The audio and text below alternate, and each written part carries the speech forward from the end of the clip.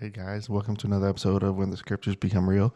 Get a podcast where we learn, where we study, where we grow, where we try to become the best versions of ourselves as we can, as we continue to serve our Lord. Uh, I'm so excited for this week. I'm so excited to get ready for camp. So this is why, if you're watching the video, I got my hat on. I'm just hanging out, just packing, get ready to go. So this will serve as the podcast for Monday. And so there's also going to be some things this week from camp. So be looking out for that on all the social medias there too. And I'm looking forward to you guys seeing everybody there.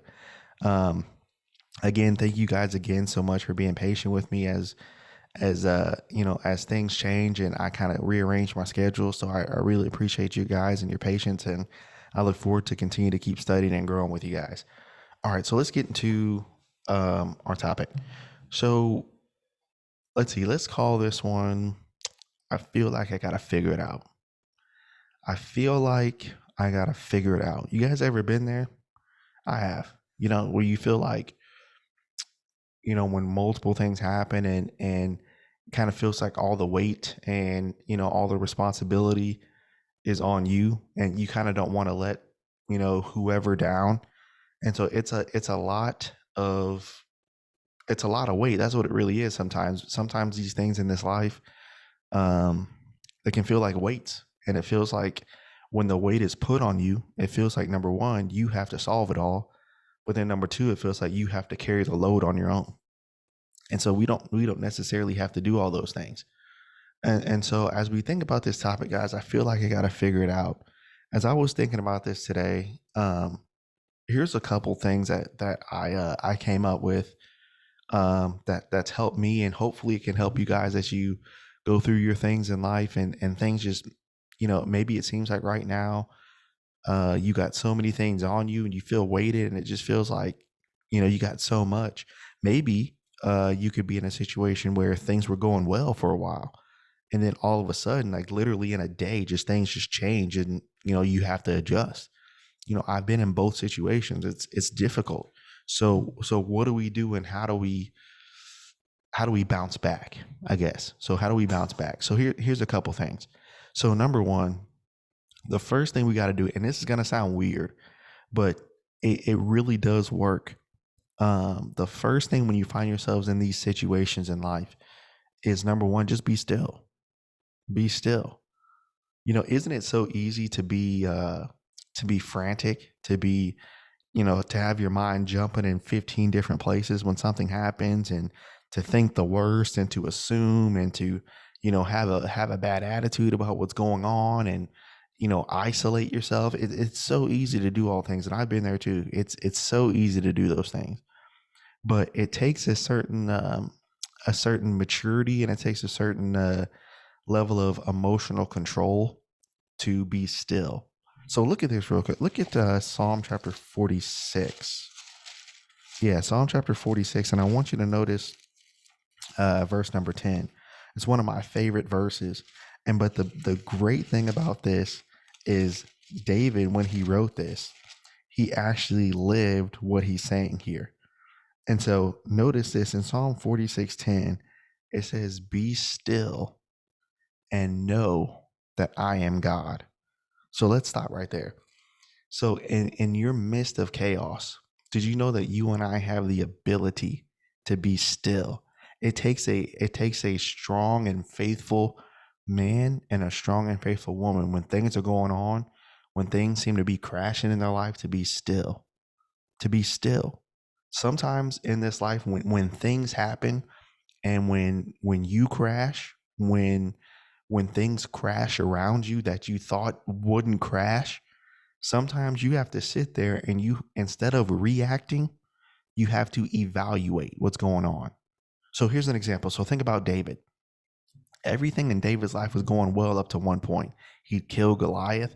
He was going on missions for Saul. He was bringing back victories from the Philistines. Everything was going well for him. He had his friend Jonathan there, and then all of a sudden he's playing the harp. And then after he's playing the harp, then Saul throws a javelin at him and tries to kill him and runs him out. And so now the same person that helped exalt David is the same person that's after his life, and now he's on the run. And so think about the situations that David found himself in. He found himself in situations where, number one, there's sometimes you have to come to the realization, maybe at this point in time, and maybe at this specific juncture, there is nothing you can do. So was David just going to have a conversation with Saul and just change his mind? No, Saul had something going on mentally. So he wasn't just going to have a conversation with Saul and just be all kumbaya. David had to wait. And so remember when he was in the cave, and then David had opportunity to kill Saul, but notice he didn't do it. You see, David learned whatever was happening in his life, whether it was Saul chasing him, whether it was Goliath coming after him, whether it's his son chasing him, no matter what happened, David learned to be still and understand that God is still God, and let me evaluate what's going on rather than just react. For me, that's so easy, isn't it? When something goes on, your first instinct is just to react. Well, I guess. And then you notice when you react, you always think the worst. And then that makes the situation worse as it is because you're thinking worse thoughts. So David says, look, be still. Be still and know that I am God. Sometimes we have to be still. And this is so tough. And this is something that I haven't mastered yet, but I'm in the process right now of mastering this. We as Christians have the ability, in the midst of financial, in the midst of health crisis, in the midst of personal crisis, in the midst of spiritual crisis, in the midst of relationship crisis, we have the ability to be still in the midst of chaos. And that's why later on in the New Testament, that's why it mentions as Christians, we have a peace that passes all understanding. And so we have to use this ability that the Lord has given us in Christ to be still and understand that God is God. So when you find yourself in a situation where you feel like you got to figure it out, here's a couple things that I've seen other wise men and women do, and that I'm trying to implement in my life. So one, just sit down and think about what's going on, and don't do anything. 2, sleep on it. One of our instructors always told us, no matter what went on that day, do not make a decision based off of what happened that day. So you can't make a decision on a Blue Monday. So whatever happened, take it, evaluate it, look over it again, and then reevaluate the next day and keep moving forward. And so as we do those things, it'll help us to be still. So then number 2, so as you're trying to figure stuff out, when it seems as if life is crashing, when it seems as if you've got all this weight and responsibility on you, and things aren't going the way that you want them to go right now. Number 2, not only should we be still and know that God is God, but 2, this is a good one. 2, your prayer life has to increase tremendously. I mean, just on an insane level. It's got to increase. This week I had the opportunity to do just that. I had an opportunity to just take a day and go pray. And so there's a spot that I like to go to. And those that know me, I'm not going to tell you the spot, especially you guys that are local. I'm not going to tell you because it's my spot. But it's a spot that I go to that I've always walked around, that whenever I had to make a major decision, I would go and I would walk the same route every single time, maybe 2 or 3 times, the same exact route. And as I'm walking that route, I will walk through, and sometimes, the neighbors or whoever I wave at or whatever as I'm walking, they'll kind of see me as crazy because I'm actually walking as if I had a friend or someone there next to me. And so I'm actually kind of, in a sense, talking out loud. And so I'm reminded of what Jesus did in Matthew. Let's go to this text here. I want you to look at, let me make sure I have the right one. I believe it's Matthew chapter 14. Yes. Matthew chapter 14, verse 23. And we can learn so much from Jesus as he went. I was just thinking about this the other day, of how focused Jesus had to have been while he was here, to know and to understand that everything that he was doing was leading him to the most crucial pain that anyone has ever felt. And even though little situations would come up and persecutions would come up, he was still so focused, and he was still able to be still and look at the bigger picture. And so this is what he did here in Matthew 14. So I want you to notice verse 22 through 23. And so straightway Jesus constrained his disciples to get into a ship to go before him on the other side, and he sent the multitudes away. And when he sent the multitudes away, he went up apart to pray. And when the evening was come, he was there alone. You know, when was the last time you really spent some time in prayer? And when I mean time, I mean like either like a whole day, or maybe while you're in bed and you can't go to sleep and it's 2 a.m. and 3 a.m, where you pray yourself to sleep. I'm talking about that type of prayer, not a 30-minute, not an hour. I'm talking about really, really just praying and detailing everything. When was the last time you did that? Sometimes I think about those conversations that Jesus must have had with God.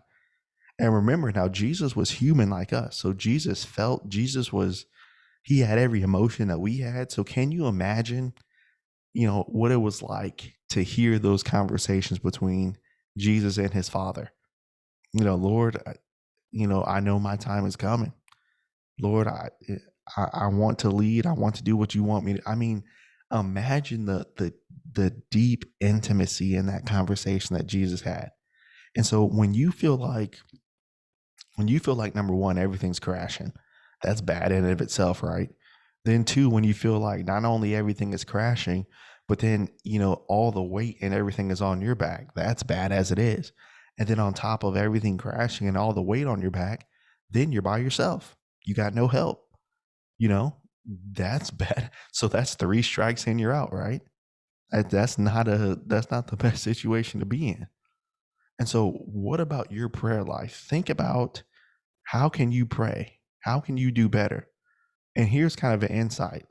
As I was walking the other day and talking, out, a lot of it, sometimes here's something, it won't make sense as you're talking.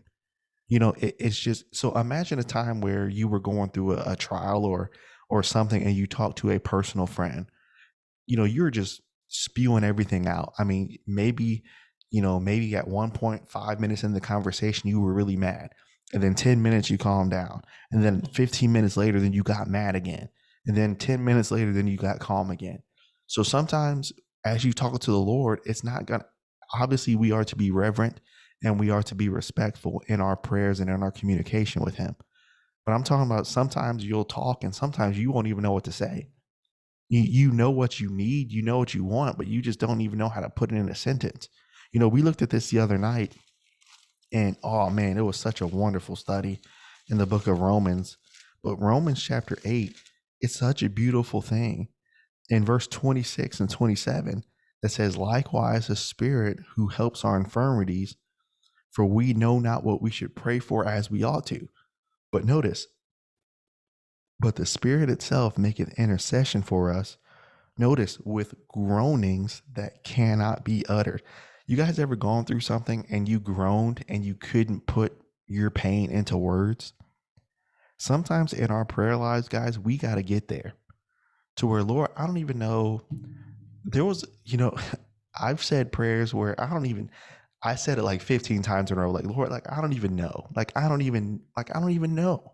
I don't even know. Like, you want to know what you want to say, but you just can't. I don't know. Like, I just don't know. And so it's a beautiful thing to know that God understands those I don't knows. He understands those I don't know what to do. He understands those I can't figure this. He gets it, because the Spirit helps with our groanings, which can't be uttered. We don't even know what to say. And so verse 27, he that searches the heart knows what's the mind of the Spirit, and he maketh intercession for the saints. This is why I'm so glad Jesus had those opportunities anytime that he could to go pray, because in those opportunities, now him being our mediator, according to Hebrews, he knows exactly what it's like to be us. He knows exactly what it's like to have life crash down on you. He knows exactly what it's like to be hurt. He knows exactly what it's like to deal with all this hurt and pain year after year after year and being by yourself. He knows. He knows because he had to go through it. And so, imagine having somebody that knows you so well that when your prayers are being uttered that you don't even know what to say, Jesus intercedes on your behalf and he goes to the Father and he says, I know how Jordan feels. I understand. I understand his pain. I understand his weight. I understand his responsibility. I understand his desires. I understand all that because I was him. How amazing is that? Sometimes we really have to give Jesus more credit. Sometimes we just gloss over so many of the things that he did for us. Sometimes with Jesus, sometimes I believe we just, even in our own study, we just go to the tip of the iceberg. I mean, he's done so much for us. And sometimes I forget, but this is why we got to study and remind ourselves who we serve and who we have on our side. Even though sometimes when things are crashing, sometimes it feels like we don't have an ally. Sometimes it feels like we don't have somebody to talk to about these things, but you always have him. And it's amazing to have that type of relationship with God. And I hope that you guys can develop that and I can continue to get there too. So as we're talking about hope, I just can't seem to figure it out. You got to be still. You got to calm down. And then number 2, after you're still and calm down, then you got to go pray. You have to have that relationship with him. I think, and again, let me mention this too. So many times, and this is what I see in most congregations, and this is what I see mostly among people my age as well, 20s, 30s, that kind of young professional, maybe married age. When something happens and when things crash, we rely on venting to other Christians rather than talking to God about it. So I'm not saying it's wrong to talk to other people about your issues and problems. I'm not saying that at all. I'm not saying you shouldn't do that. But I'm saying that shouldn't be your number one option. I'm saying your number one option needs to be talking to God as you would talk to your family, as you would talk to, whoever. Talk to him. And so let him help you figure those things out. And this is what I learned too. And let me give y'all a little nugget here. Sometimes in your issues and what you got going on, sometimes, and this is something I've had to learn the hard way, sometimes you got to keep some stuff close to the vest. Sometimes you just have to let him know about it and just let him handle it. And after you get done praying about it, don't bring it up to anybody. If somebody asks, don't bring it up. Sometimes just let it go. Maybe let it go is not the right word, but leave it in the Lord's hands. And sometimes, you can't just keep talking about it and keep dwelling on it. You just got to leave it alone. And so that's what's helped me throughout the years too, that so many have taught me, including my parents. And I appreciate that very much. Okay. So then number 3, what's the last thing we need to do? So as we try to figure these things out, sometimes, so let's go back to the original question. So the original question is, sometimes we think we got to figure it out, right? And so here's the solution. Here's the answer. When things are crashing in your life, when things aren't going well, when it feels as if every responsibility is being laid on you and more is being laid on you and you're called to be more, this is the answer. And this is kind of crazy. I just kind of thought about this. This is the answer. You just keep doing what God wants you to do. So isn't it ironic that when life crashes and when life hits, who's one of the last people and the last things that we stop doing?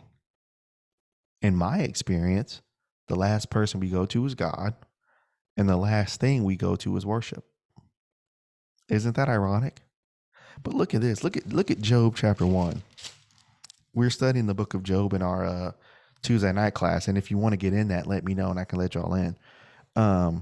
But notice, so after Job, simultaneously, just After so many things happen, notice the first thing that Job did. So, verse number 20. Then Job arose. Here's something that my parents and other people have taught me. When something happens, whether that's life disappointments, whether it's personal disappointments, whether it's spiritual, no matter what kind of disappointment it is, you have to get up. You have to get up. Others can encourage you to do it. Others can give you the strength to do it, but you have to have the strength to get up. So look at Job's situation. Job lost his family. Job lost his health. Job lost his reputation. He lost so many of those things.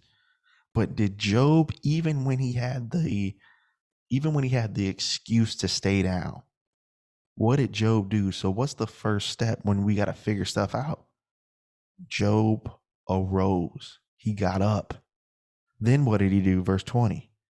He rent his mantle and he shaved his head. So after Job got up, then what did Job do? So when you rented your mantle and when you shaved your head, then in the Old Testament, it was a sign of weeping and mourning. And so notice, so when that happened, did Job stay on the ground and then weep and mourn? What did he do? Job arose and he wept and he mourned. So what does that show?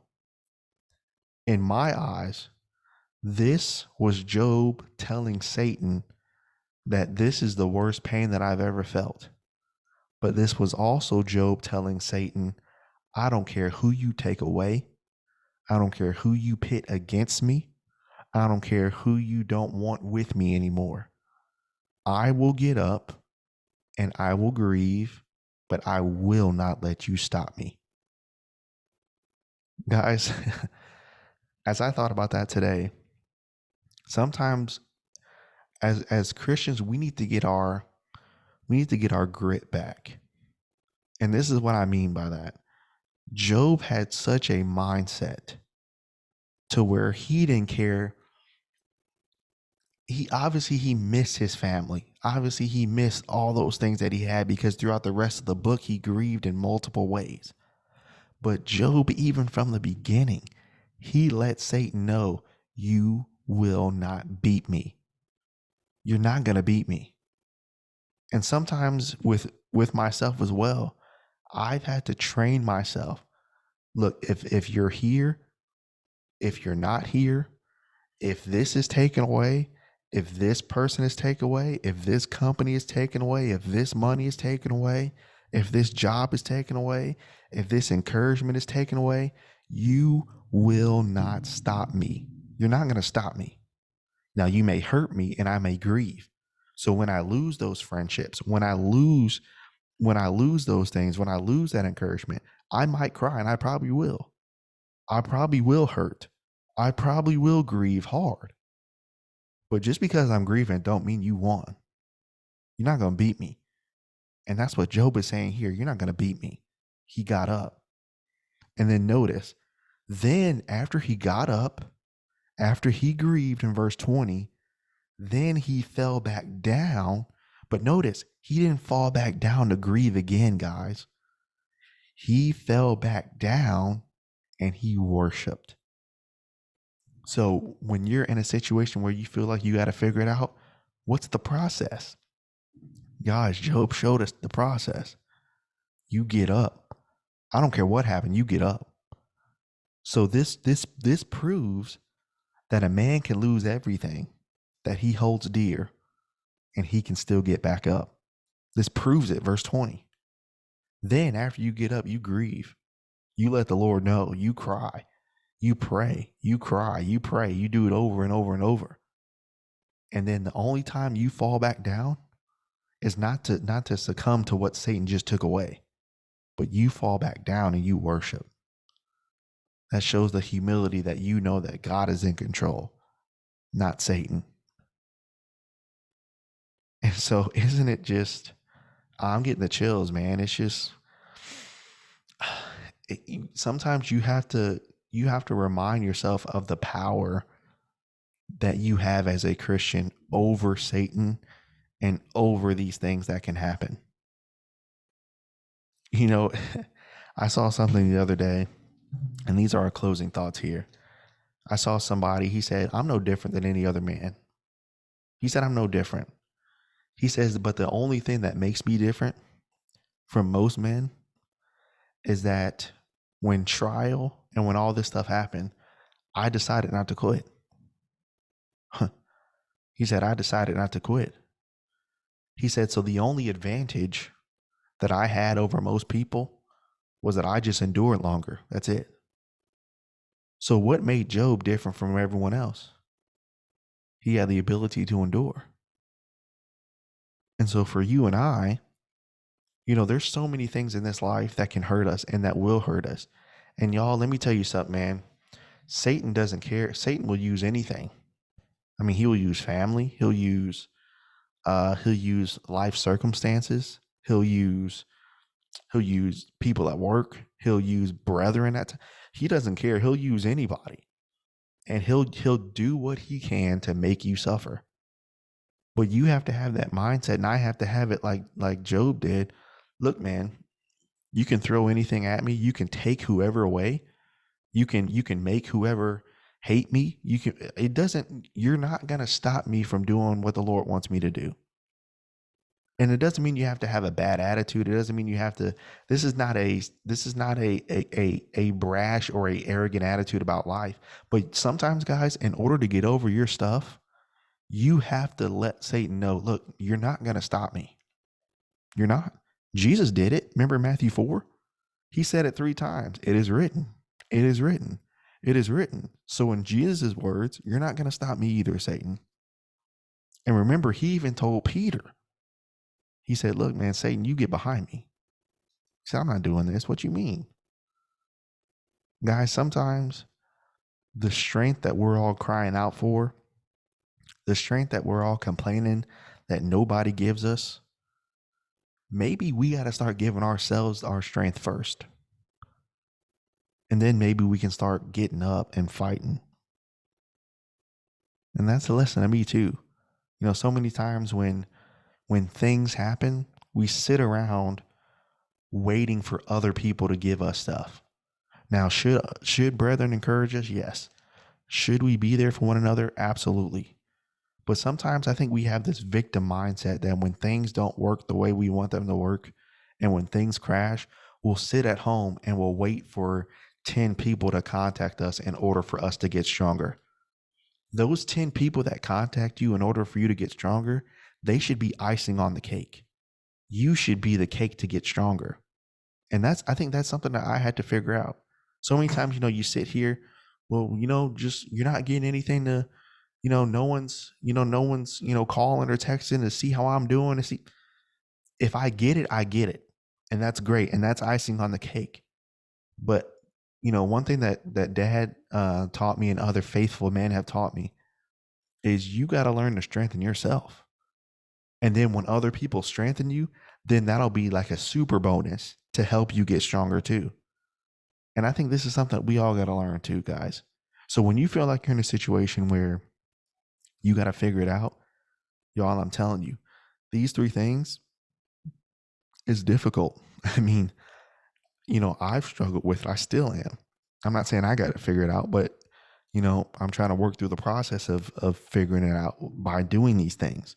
Now, this is way easier said than done. But as you go through your problems and situations in this life, as you follow this, you'll get better. I promise you that you'll get better. And so I hope that this can help you. And I hope this has helped you as it's helped me. And I hope that we can continue to, to overcome these things, but then to help other people overcome them. So I appreciate you guys. Love you guys for what you do. And, when you encourage yourself, find somebody to encourage this week. Find someone to text. Find someone to see how they're doing. See what you can do. So I appreciate you guys. I appreciate what you guys do and growing with me. And it just means so much. And I can't thank you guys enough. So we will see you guys next week, hopefully with some more camp stuff. So be looking out for that. And we'll see you guys then. Thanks, guys.